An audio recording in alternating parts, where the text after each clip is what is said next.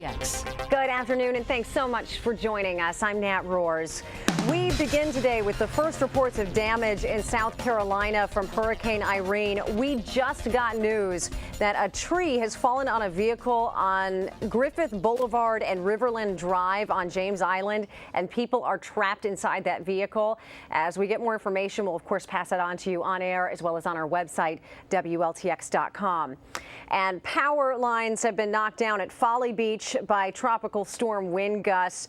Road has been closed because of the damage. An estimated 2,600 people are without power. Tropical storm warning is in effect from Edisto Beach to the North Carolina state line. With winds over 100 miles per hour, Hurricane Irene looks to be one of the worst hurricanes to hit the Northeast in decades. Meteorologist Scott Ryan joins us now with the latest on Irene's track. Good afternoon, Scott. Seeing effects from Irene even before today. 6 people were rescued from rip currents in Horry County yesterday. Myrtle Beach Mayor John Rhodes says tourists don't see the danger of the rip currents, so lifeguards are working really hard to keep people out of the water there. Now, our coast is seeing some effects from Irene, but we sure got off easy compared to North Carolina. Here's a live look at Wrightville Beach in North Carolina. They and others are bracing themselves. The entire coast of North Carolina is under a hurricane warning, and hurricane watches extend all the way to New Jersey. Forecasters expect as many as 65 million people to be affected by this system. You know what that means. We're just 8 days away from the Gamecocks' first game of the season. The September 3rd kickoff is in Charlotte, and Steve Spurrier will hold his first weekly press conference next Tuesday. Carolina Calls starts in just 1 week. Tim Peake, he lives in Winnsboro. He and his wife Lisa have been married 20 years. They have 2 boys any parent would be proud of. But their world began to change 16 years ago when Tim was diagnosed with diabetic kidney failure. And 3 years ago, things really took a turn for the worse. Tim was rushed to Richland Memorial Hospital on November 29th, 2009. In an emotional interview in their home, the Peakes talked to me about that night. It's scary. It was the worst Thanksgiving and Christmas that year I think we ever had. My heart stopped 4 times within 2 hours. They had to shock me 15 times to get it back in rhythm. They brought the family in more or less to say goodbyes. And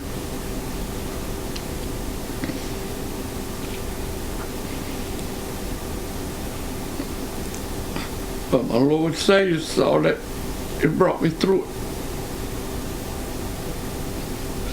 And you know,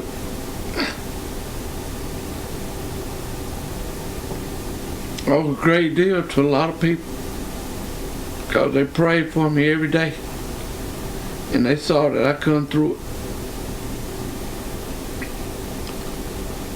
But none of this could be possible without our Heavenly Father. 100% grew It's tough to watch. Oh, like I said before, Tim has 2 sons and a wife. Nobody in his family is a match for him.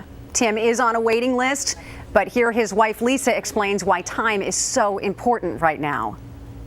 Dialysis is just wearing his heart down even more, and he has to fight each day to keep it stronger. What would you say to someone that's watching right now that could be a possible match for you? It'd be a blessing. It'd be a blessing. Big blessing. Big blessing. And I just feel like that there's more left here for him, and I just know that somewhere out there somebody will help him. God's brought him through for a reason.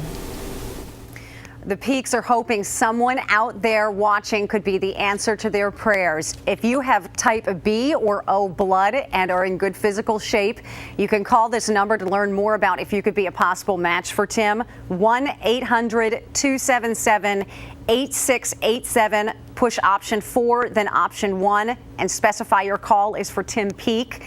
And Lisa Peake had one more message for our viewers that we thought was pretty powerful, and we'd like to share with you. We have a lot of people here in South Carolina that are not donors, and not only for my husband, but for somebody else. Because honestly, I was one of those people many years ago that did not believe in donating organs. If they don't want to donate it for my husband, that's fine. If they're not compatible, just go and register to be a donor, because you could save someone else's life.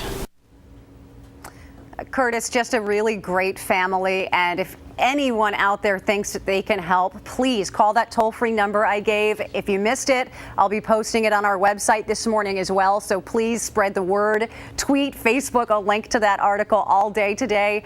And let's see if we can give this family the ultimate gift. Our very own Nat Roers is out there early this morning just to see exactly how big the line was overnight. Nat? Yeah, Curtis, the line is already wrapped around the building. They open in just about a half an hour here. And we have Robert Collingwood, who's one of the first people in line this morning. Great to talk with you, Robert. Good morning.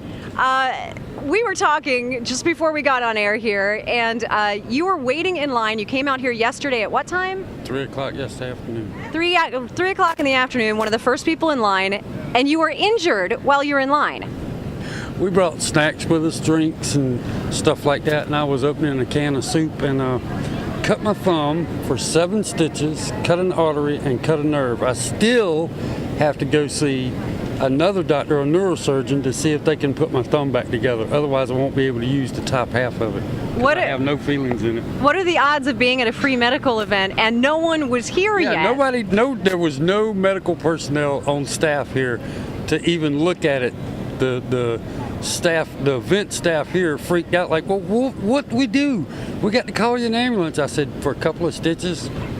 So I rode to the Baptist Hospital in an ambulance just to get a couple of stitches. I mean, like, okay, we'll do this thing. Yeah, so. Which will send you a large bill, yeah. And today you will get it checked over again for free, though. Yeah, exactly.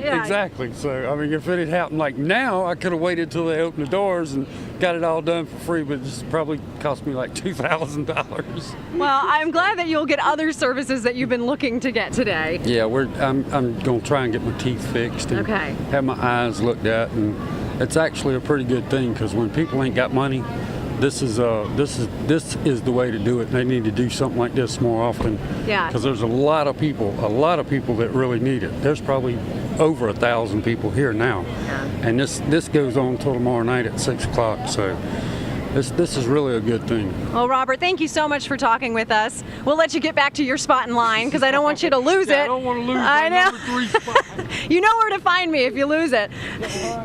Again, as Robert just told you, this is going on today. It's going on tomorrow. We have all the information listed on our website, so be sure to check it out. Reporting for News 19 WLTX, I'm Nat Roers.